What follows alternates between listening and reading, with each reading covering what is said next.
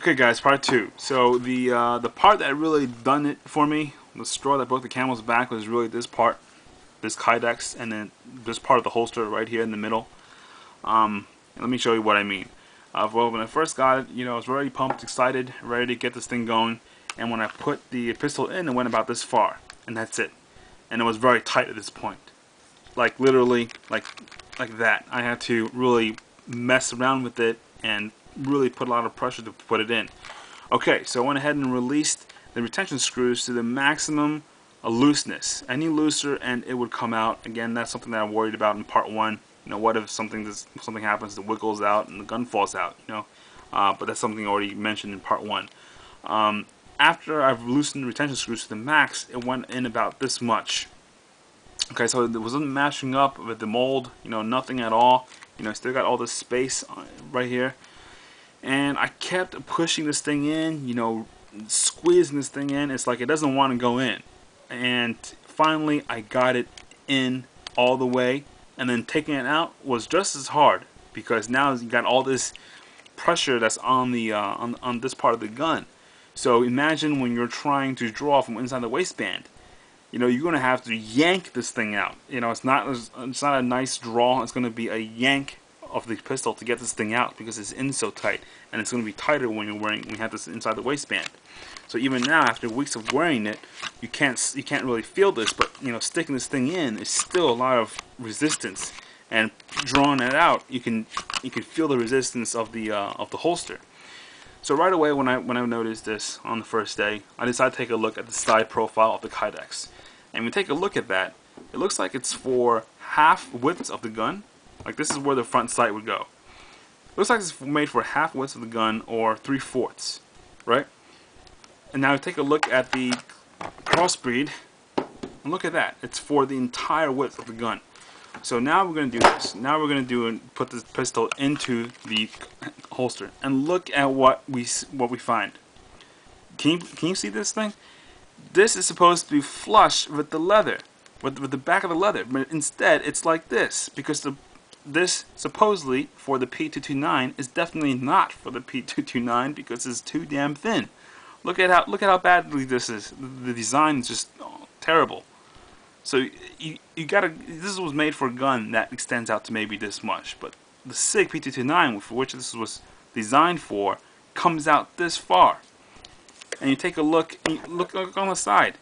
You see how this is bad for the gun and for the holster? Now you got this whole thing lifting up. Now you got the rivets on this side digging out in weird angles, trying to poke through the leather. I mean, it's just not made well. It's just a really bad design. And on this side as well, looking at the trigger guard, you see that? It's not even flush with the leather, and the more you look at it, the more it looks like it wants to open up like this on this side, on this way. Therefore, on this part of the holster, it needs to be wider too. But again, the retention screws are on its maximum height setting. So any more, and I risk the whole thing, falling out. So right away, terrible design. It's just bad design. Look at this. I don't even say anything else. Okay, now take a look at the crossbreed. I'm going to use my Glock 27. Now look at this. Look at that. You see how it's flush with the back of the leather? It's not like the Comp-Tac, where the gun still has like a quarter of width left, and where's it going to go? It's going to go into the leather, and it's going to go dig out this way, and it's going to raise the kydex up, and it's going to mess up your gun.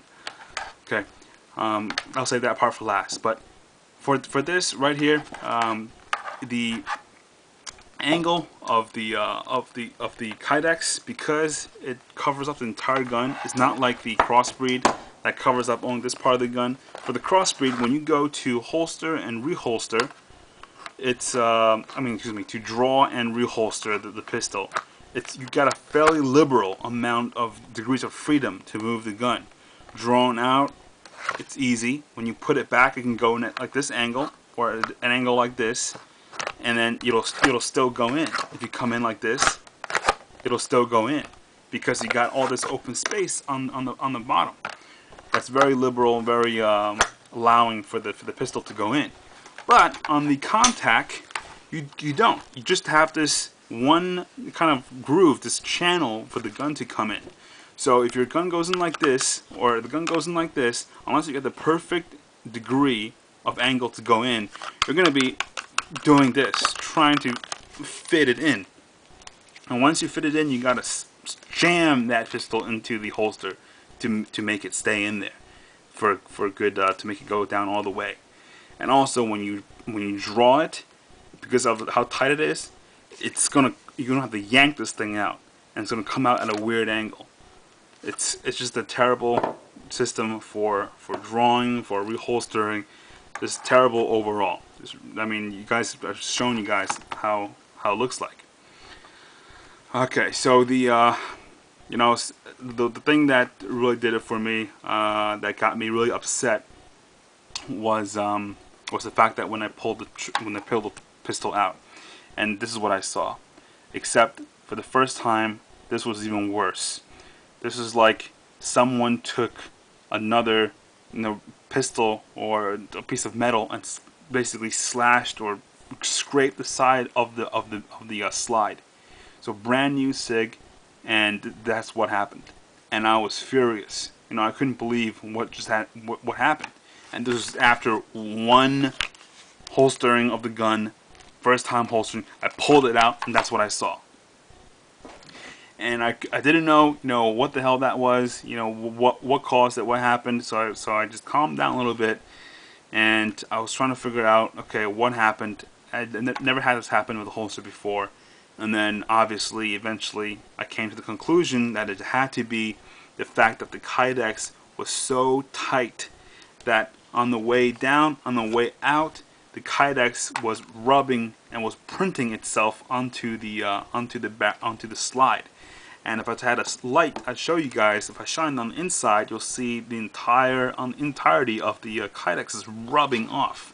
There is some wear right there. There's even some more on the bottom of the trigger guard. I mean, you can't rub this thing off. So brand new SIG, and this is what happens. Can you believe it?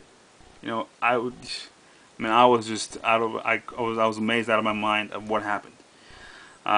Especially from a holster that was supposed to be, terrific. This is what it did to the brand new SIG. I was really upset. It ruined my day, ruined my weekend. I mean, it was just terrible. And I got this line across the top of my slide, and when I took my finger and rub against it, you can feel the bumps coming up. So I tried to rub it off with my finger for several minutes, and no use. Then I went to a plastic tool with a flat side, and I tried to scrape it off. It still didn't come off. And then I got really desperate. That was when I took a metal tool with a flat side, and I carefully tried to scrape it off. And slowly but surely it came off, and thank God for the finish on the sixth slide. You really don't notice anything, but I mean, I was really damaged. I was going to perhaps damage the slide, but thankfully it didn't. It just rubbed off the Kydex print on the slide. And I thought, okay, I was really upset. I was ready to turn it in right there and then, but I already paid $80 for it, so I'm gonna go ahead and give it another shot. Perhaps this is just something that something happens in the beginning, first few days, and then later it'll clear up. But this is still after 2-3 weeks, guys. This is still happening. You see this? I rubbed this thing off free last night. It was absolutely clean. And then I reholstered it, and then I pulled it out, and this is what happened. So this continues to happen weeks after the initial damage to the slide, if you will. I mean, the Kydex is just rubbing itself, printing itself onto the slide, and you gotta scrape that thing off. Now the good thing now is that I can do it with my finger, and with enough force, after several minutes, it'll come off. I don't need to take any more drastic measures. But that's something that shouldn't even happen in the first place. And this is going on to a brand new gun with a holster that was supposed to be great. So anyway, I got some more things I want to talk about this part right here, but I would be going into part 3. So I'm gonna end it right now. If you guys have any questions, feel free to send me a message, or if this happened to you, send me a message and I'll share some ideas how you can take care of it. But my advice, I was highly disappointed. I would do not recommend this holster. I'm highly disappointed in Comp-Tac, and this is the holster that I would not recommend to anyone, nor buy again from the company. So unfortunately, that's the way it stands. Thank you guys for watching, and hopefully this will give anyone who's a potential buyer just a look into what can happen to your gun.